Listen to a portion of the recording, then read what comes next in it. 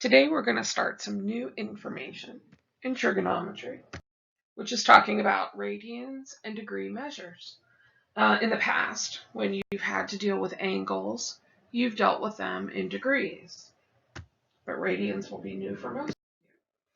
Here are your learning objectives. Today we will discuss all of these topics. I'm not going to read them out loud to you. First thing that we'll talk about is angles. Most of you know what an angle looks like. Here is some background information on trigonometry. An angle, this is the important part here. Let me grab a highlighter. An angle is determined by rotating a ray about its endpoint. So when we talk about an angle, we're talking about rotation. Here's a nice picture of an angle, but they're labeling it a little bit different than you're used to. One of the rays is labeled initial side, and one of the rays is labeled terminal side. And the pink arrow is just denoting how much rotation has occurred.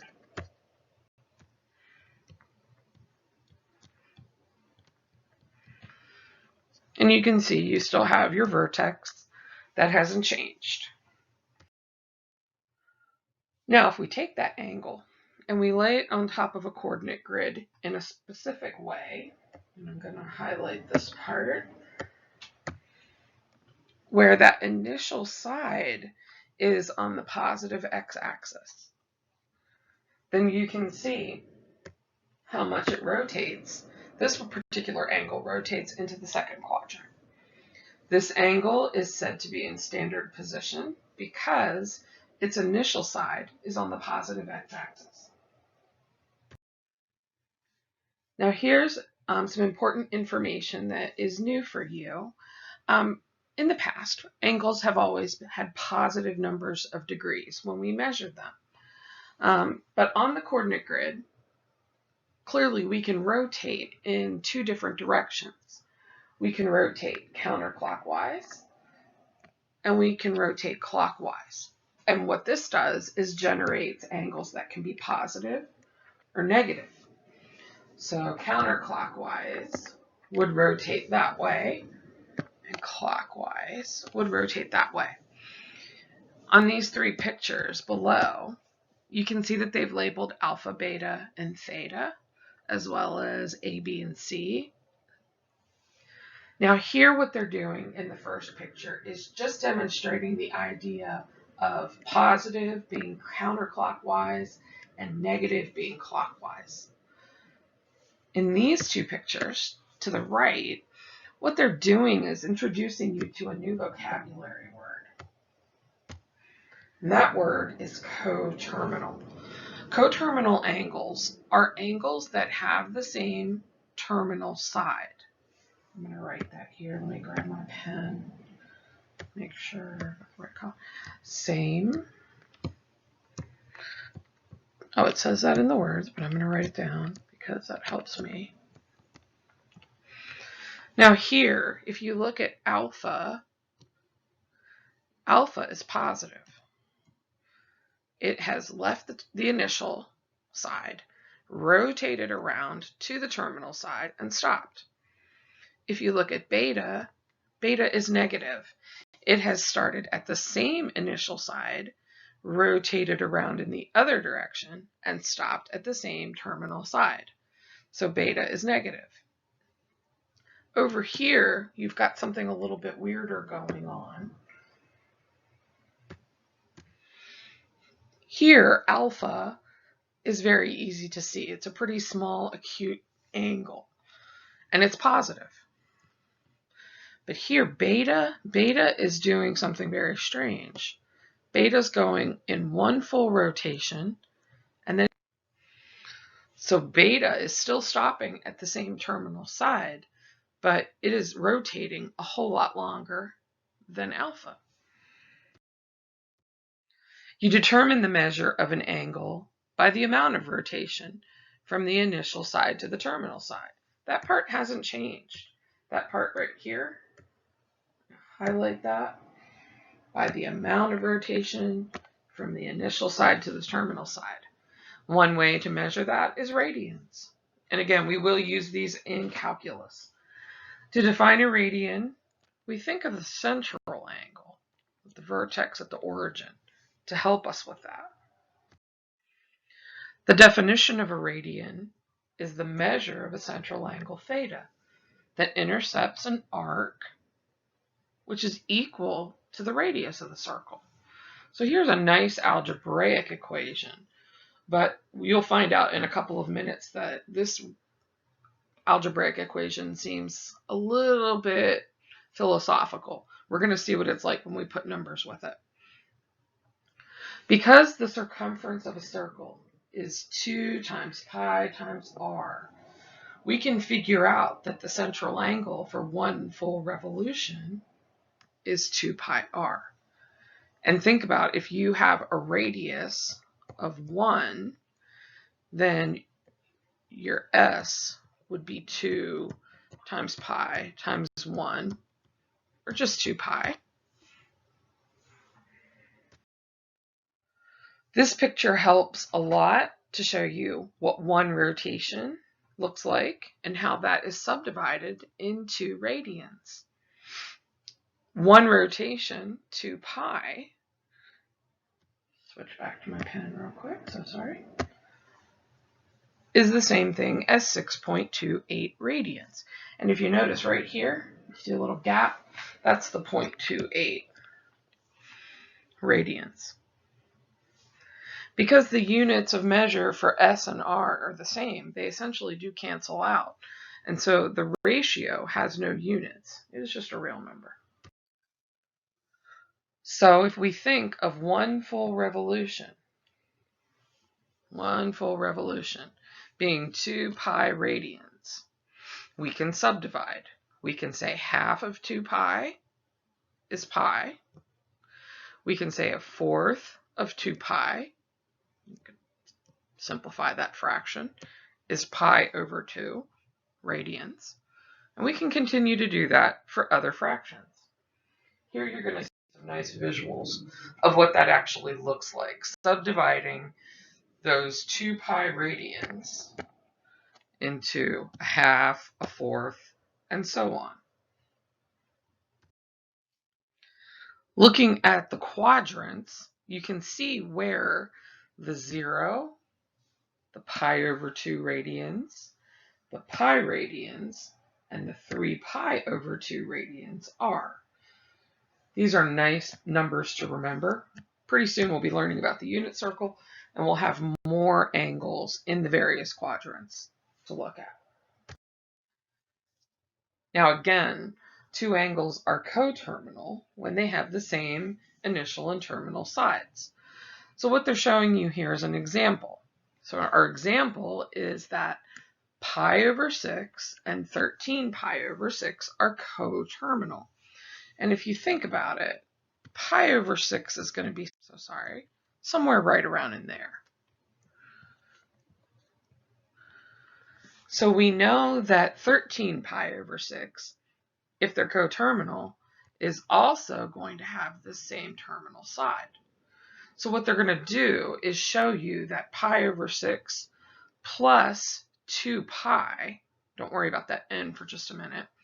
If we do pi over 6 plus 2 pi, you'll see that we get 13 pi over 6.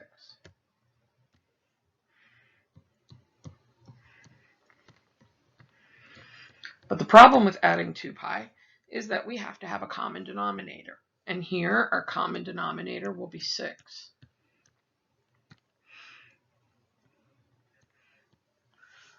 So if we multiply by 6 on the denominator, we have to multiply by 6 in the numerator. And so that will be 12 pi over 6. So pi plus 12 pi is 13 pi over 6. Now the reason that this n is here is because we can rotate any number of times that we want in the positive direction, or we can rotate any number of times that we want to in the negative direction. So n is just an integer that shows basically how many times you've rotated and in which direction. We can continue to add 2 pi or subtract 2 pi and get more coterminal angles. So here's what they're showing you. They're taking the 13 pi and subtracting 2 pi from it. I did the other way. I took pi over 6 and added 2 pi, and got 13 pi over 6. Either way works to show that these two are coterminal angles. Here's another example. They have the angle negative 2 pi over 3 right here. So they want to obtain a coterminal angle. They chose to add 2 pi. But if we add 2 pi, that has to have a common denominator, which is 3. So this becomes 6 pi. So when we add these two fractions, negative 2 pi plus 6 pi is 4 pi over 3. And here is the 4 pi over 3 angle coming in from the positive direction. Now let's talk about some degree measures, because this is more comfortable for us. Degrees are something we understand. We understand that the first quadrant goes from 0 to 90. We understand that second quadrant goes from 90 up to 180, and so forth. So a full revolution, I think we all remember from geometry, corresponds to 360 degrees. Half is going to be 180, a quarter is going to be 90, and that information is really important because we can derive a conversion factor to go from degrees to radians and vice versa. If we set 360 equal to 2 pi, and we simplify by dividing by 2, that's going to give us this conversion factor. And this is really important. Very important that you know it and be able to use it. And I'll show you that in just a moment. Pi radians, or 3.14 radians, and you know that number goes on forever, is the same thing as 180 degrees. So we'll have some conversion rules. If you have degrees and you want to convert to radians, you multiply the degrees by pi and divide by 180. And you can just leave pi as pi. You don't have to multiply it by 3.14.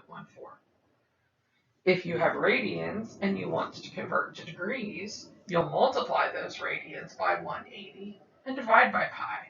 And in doing that, the pi's will cancel out. So here we are.